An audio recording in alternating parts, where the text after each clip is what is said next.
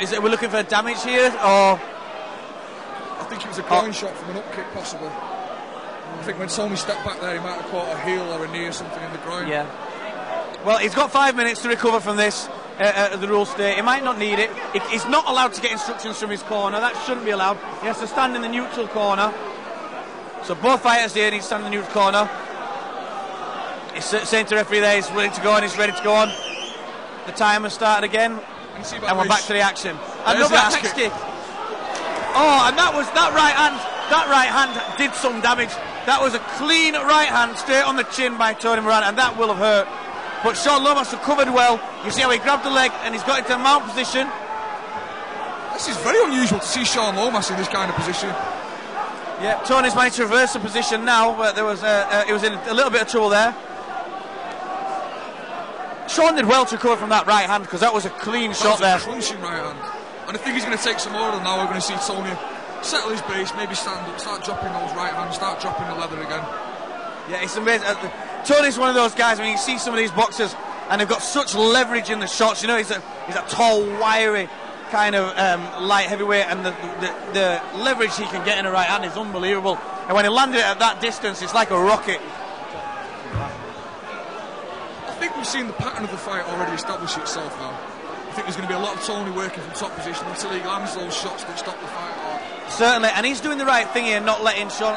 He could go for a stand-up warrior and try and beat him on a stand-up, but he's doing the right thing. He's taking him down. He's getting the top, dominating that top position, and he's landing some good shots. I mean, he's far ahead here on points. Oh, absolutely. It's a 10-8 round so far. Yeah, certainly.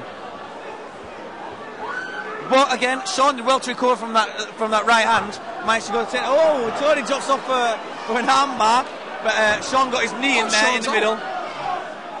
Sean showed some great strength here, turning out and standing up out of that, and he goes for a hip toss and gets it. More nice. Of a wrestler's headlock. That was nicely executed. Yeah, nice little bit of wrestling there. But it's not really done him any favours. No, and when you hold on for it too long, you're just giving away the back, really. But here again, he's showing great strength by not letting Tony get round to his back. And although he's back down on the bottom position there, I think he's done quite well. But like you say, they've established the pattern, and this is it. Back to Tony being on top, firing in shots, and Sean's in a bad position now. Sean's really just defending here. It's not going to take much for the referee to have to stop it, because he is just covering up on the floor. He's not really intelligently defending, trying to better his position or trying to sweep him. And if you see, Tony's managed to pin his right arm with his knee. That's some great technique there. He'll have learned at the Wolf Slayer gym, and great MMA technique there. He's pinned the leg. Pinned the arm. So now Sean's on the bottom, still not sweeping, still only defending, but only with one arm now. He just tried to drive in for the sweep there, and as you see with his arm pinned, he can't really get the drive, he can't turn over the way he needs to. Certainly, but when he does push up, he shows some great explosive strength. Sean is a very strong fighter, it's evident there. Sean's a bull. And he landed a shot there from underneath as well. You can see, I mean, that's a great show of sportsmanship there as Tony picks him up. Tony's a sportsman through and through. I mean, for all that Tony wants revenge and he's unhappy about the original decision, and of course having his ribs broken, Tony's a sportsman through and through. He fights big enough, so he doesn't fight to hurt people. He's just a sportsman through and through. Certainly, absolutely no malice there at all. He's just here in a sporting contest. It's great to see. And I think whichever way the fight goes tonight, I'd expect to see Tony shake hands and maybe go for a drink afterwards with Sean or something. They're both sportsmen, there's no hard feelings either side. Both were having a laugh at the weigh-ins yesterday, they seem both in nice and controlled, and that just shows the experience that these guys have got. Maybe not so much in MMA, but in combat sports, they're both very well experienced. That's a very good point. They've been around the game a long time. It's often something you see with new fighters or younger fighters, that they try to prove a point from the off very aggressive as soon as they see their opponent, mouthing at the weigh-ins, getting in the face. These guys have gone past all that now. They're old soldiers, these two. Although I wouldn't really call them old to the faces. No. Only over from behind the microphone. Yeah. From a DVD. Yeah. Sorry, guys.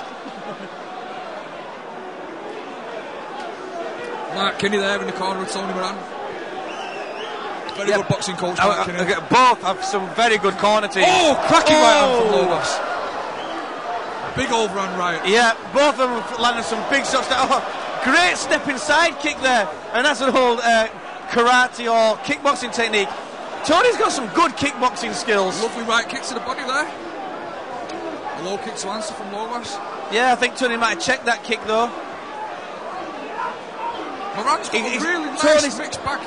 Tony's dropping down. I trained with an ex-world champion boxer, light heavyweight boxer called Mark Hobson, fought Matt Connelly a couple of times, and he does that same dropping right hand, like chopping down right hand on the 12 guys, and it's a devastating technique.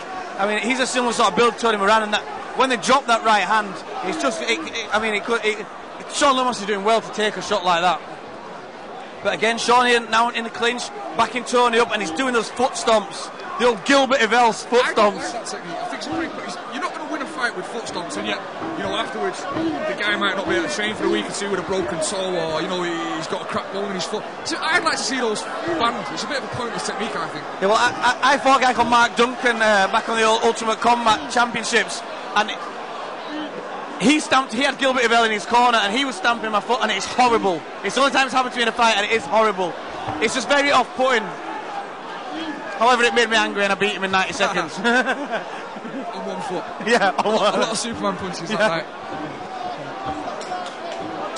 Oh, he's slamming those. Do you know what? Tony must be getting annoyed.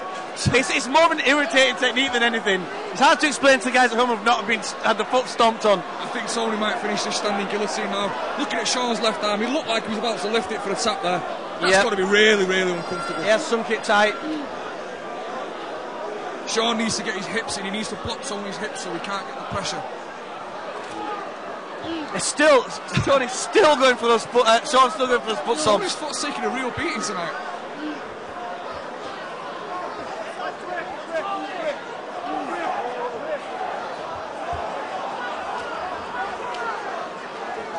So here we go. Oh, now that was that right hand again.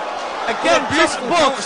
Straight away, Lomas lands the right hand back. I'll tell you what, Lomas can take a punch. Lomas is a robot. You can hit him with anything, and he just does it on autopilot. Left hand, right hand. You see? Never stops swinging. Yeah, and some great low kicks going in as well. Do you know what? To start with, Tony was dominating this fight with takedowns, that top position. That's what he needs to do. Don't get dragged into a stand-up war. No. He's got nothing to prove. I'd get in there, oh, nice jab though from Tony, nice stiff jab. And that's right, in my opinion, that's the right thing to do. Get a takedown, get a top position. Lomas can't really do anything back from that position, and Tony can start to land the shots. And yet the temptation is there if you're a stand-up fighter. When you lost the last fight, you got your ribs broken, you had it on the feet a lot. You want to prove a point, don't you? I'll beat the Thai boxer at his own, I'll beat you on the feet. I think so there, and especially, he was getting his foot stomped on. He was a little bit annoyed, and that's where he feels comfortable, and he could have let some pain. Now here, this is the first time on the floor we've seen Tony on his back, but straight away reverses that position. He wasn't staying there for very long. No intention. Tony's doing well here. This is what he needs to do, as I say, stay on top, just keep landing those shots, chipping away at him. He's getting some decent, there's some solid shots. We can see the perfect angle here from our commentating booth, and he's landing some decent shots there. It's not a pleasant position to be in. I'd be surprised if Tony lets him back up now. Yeah, it looks like he's thinking about it. And then, now, stomps and foot stomps and axe kicks to the floor are not allowed actually at the moment in these rules, but he dummied it there and fired in with a shot. That was very nice. He followed his foot in with a punch. That's a very good point. Just because you can't deliver the technique doesn't mean you can't feint it or fake it.